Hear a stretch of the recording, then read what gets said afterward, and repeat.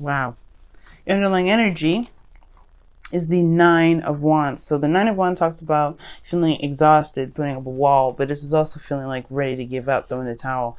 Now, you've been waiting a long time, and I feel like you've been pushing and pushing, and this is a point, kind of a point where you can see the ending. You can see the end, but it's really hard because it's, you know, you've come so far, but then you've been through so much at the same time, right? It's one of those things where it's like kind of hard to keep pushing forward when you know you've been pushing for so long. Especially when you've just kind of gotten, if you have been waiting on something and you're still waiting on it, then it's like, oh my god, how long do I have to wait for? Now if this is not the case, right, then this is just talking about you gaining, this is talking about how long you've been working on something, and really if it's truly worth, the effort that you're doing, that you're pushing, that you're pushing this for, what I mean. Basically what I'm trying to say is that y'all are exhausted and really tired, but I don't think you're ready to quite give up yet. Now the situation is this: the heart that you're reading is the Chariot, which talks about victory, things moving fast, progress. The challenge is getting things moving, because what's crossing that is the Eight of Cups. The reason why things aren't moving right now is because someone's emotionally drained. Someone's emotionally drained with the situation. They can't give anymore. Like there's nothing they can give more to the situation. This Eight of Cups is usually dissatisfaction, being emotionally done. There's nothing you can give to the situation. There's nothing more you can have, because there's nothing here that really gives you anything to work with. Because honestly, it's like you're not really satisfied. Nobody's satisfied with the cups that are being presented here. You have a ton of options, but they do not resonate with how you feel.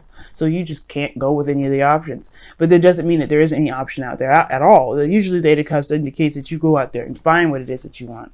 But right now, this is emotionally drained. And this is kind of comboing this Nine of Wands, which indicates that you're exhausted anyway. So as much as you want things to move, you're tired, you're exhausted.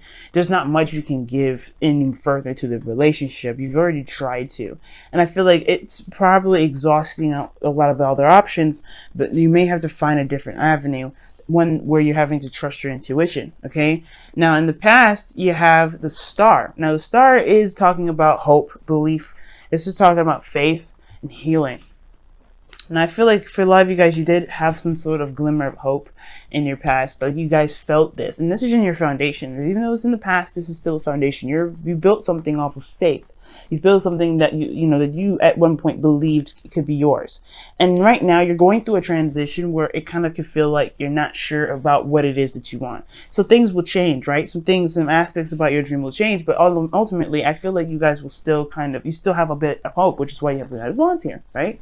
You're exhausted, but you haven't necessarily given up, because you do have strong beliefs. You guys are fixed signs. You guys know, when you believe in something, it's very hard for you to not believe in it. But the situation is that you're exhausted. It's like, it's so hard to deal with. And I don't know if the other person's making this exhausting for you, but the situation is this: like, you have the Star in your foundation. There was hope. There was some healing there. And it was, most importantly, there was a star that you felt that you could definitely reach. Death is in your present though, and death is definitely draining your energy at this moment. You're going through Scorpio energy. You are Scorpio energy yourself. You're in Scorpio season, but the situation is talking about releasing something, letting something go. And I feel like the Eight of Cups is like releasing something that is not something that you desired in the first place. It's like whatever you're emotionally done with, there's a purpose for you feeling that way. Obviously to let it go, obviously to release that. Right? Because you move on to the Tower. Something changes about this, right? And I feel like here's the thing: the Death and the Eight of Cups would go hand in hand, but I kind of get this sense that there's a tug of war. Like, although you're not necessarily satisfied with it and you're emotionally done with the situation regarding death, it's almost like it's kind of, you're still trying to, you have like a tug and pull kind of situation with it, where like you don't really want to let it go completely, but you can't give it any more, because obviously I think it has to do with that Three of Swords that we saw earlier when I was shuffling, right? Like, it may have to do with some old issues, and this is a process of healing in itself, right? Because obviously death is a transition, it's a change, and you're going through this, and death is usually very slow. So whatever you're releasing right now has to do with probably old issues and old pains attached to some dreams, attached to the dream that you may have had. I think the dream will remain. I just think that there's some things about it that may need to kind of be let go with it. You know what I mean? Right? There's some aspects to this dream that's going to need to be released in order for you to have it. Because here you have the Tower, some radical change comes in. I'm going to go ahead and actually pull you guys an extra card for that one, because I don't know what that is, what this Tower is. You know, other than it being something shocking coming into your life, changing everything, as if everything wasn't changing already. And the fact that you have Judgment as your external energy, comboing the Death card, which is dual Scorpionic energy, which is you guys, right? I mean, that's your energy. It's still really intense for you guys. It's still like super intense. And this is something coming back from the past, something that you thought was dead. This is a revitalization. So something that you were emotionally done with is going through some sort of purification process. Like it's getting cleansed out. So you can truly have an opportunity to do something with the, you know, whatever you've been trying to manifest.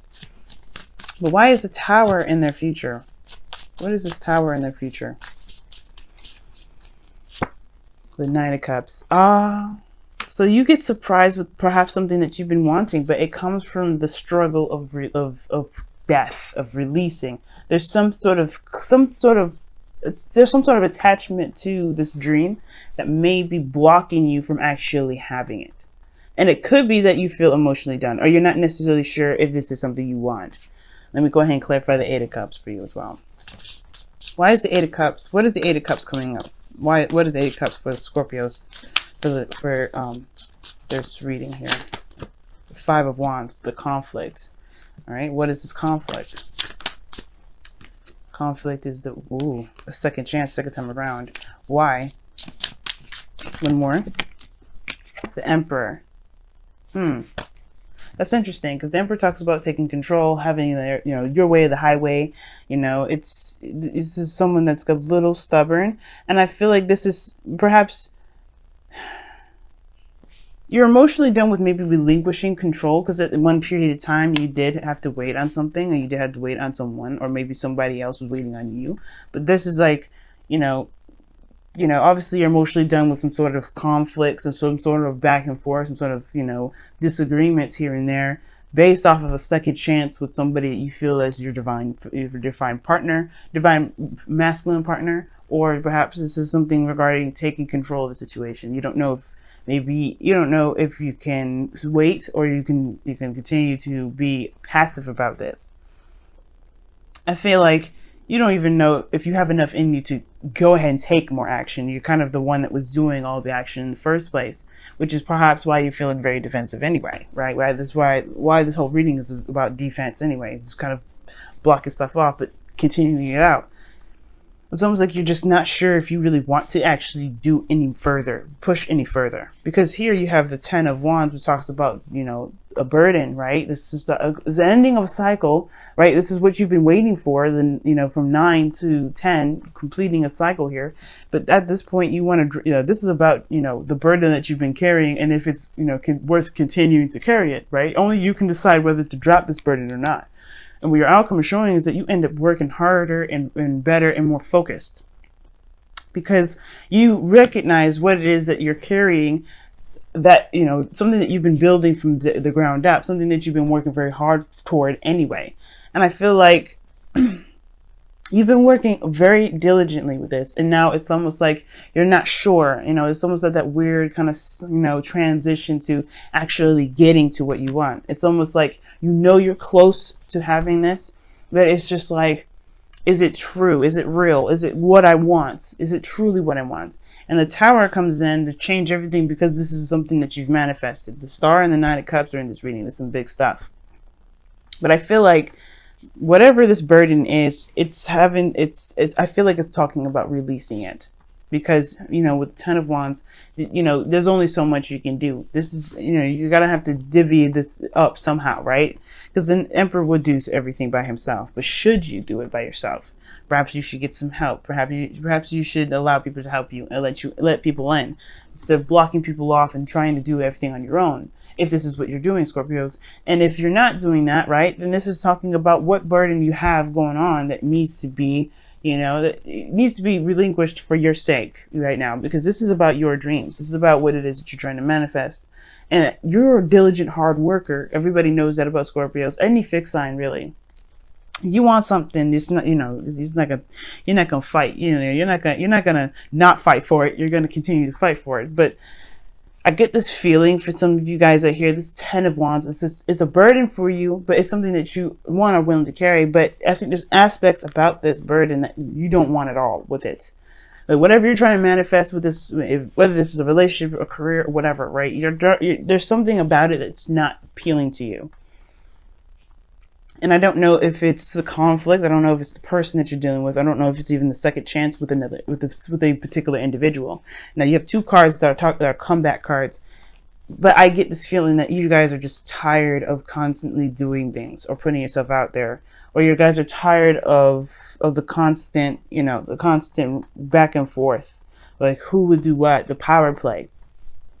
But I feel like it may be just that, you know, there's something about it personally, which would go back with the Three of Swords, that's causing this sort of feeling of exhaustion, right? It's almost, maybe this is a tug of war within yourself, because it doesn't have any other person in here other than the Emperor. And the Emperor could still be you, you know what I mean? It doesn't necessarily have to be anybody else. It could be an Aries. We have an Aquarius here. We have dual Scorpio energy. But, and we even have Cancer here, but that's the thing, like, it doesn't really scream out anyone else. And this looks like this is a really big change and a transition in your life right now regarding everyone else around you, rather than other people affecting this.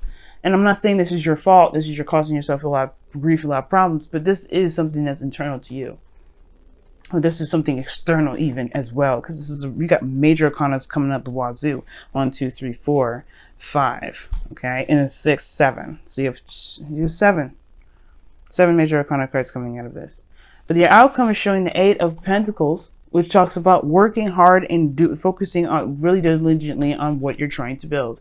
You know, that's the Apprentice card here, the 8 of Pentacles, really working diligently. But whatever is distracting you from making progress right now, that's being cleansed. This is being worked on. You're aware of whatever it is.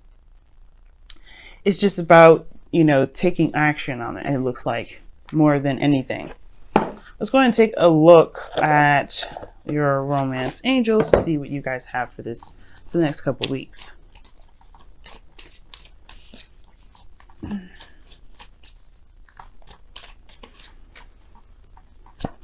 All right, this could be the one. Wow, you have already met the romantic partner you seek.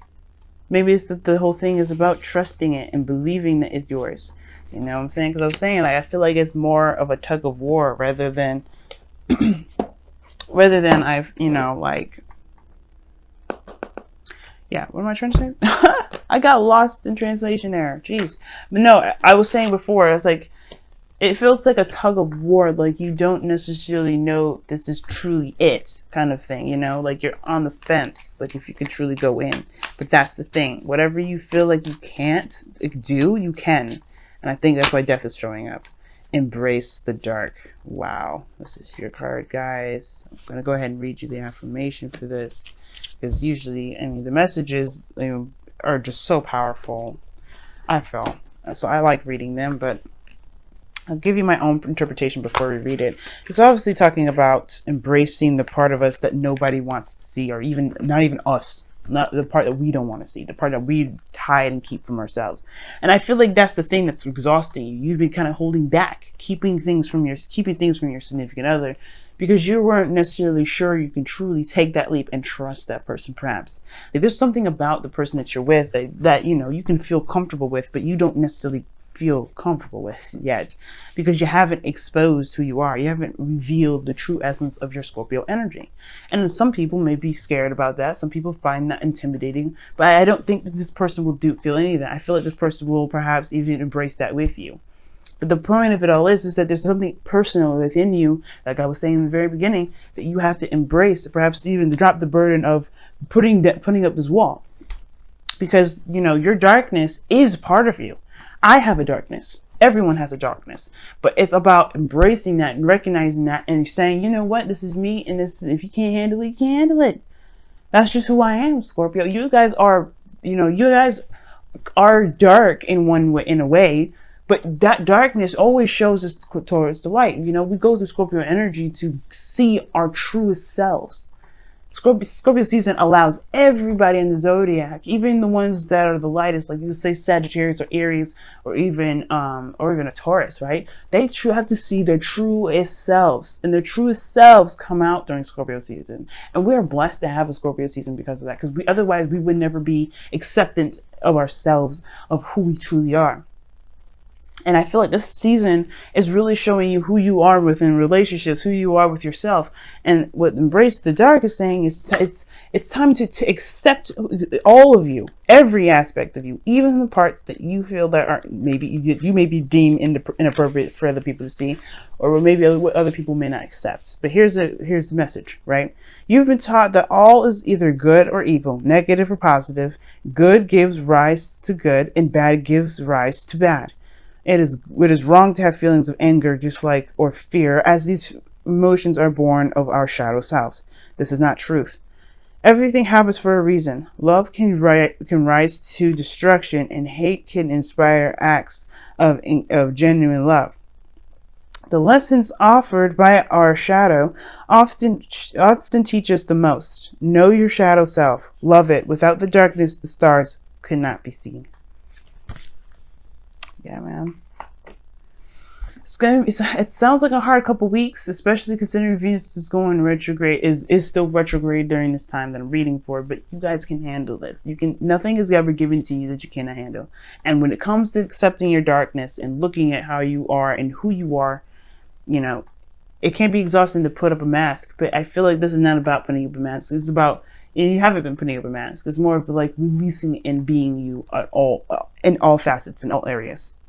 You know, and that can be kind of scary to even show people, but that's the thing that you may have to release, that part of you that you've been hiding for so long.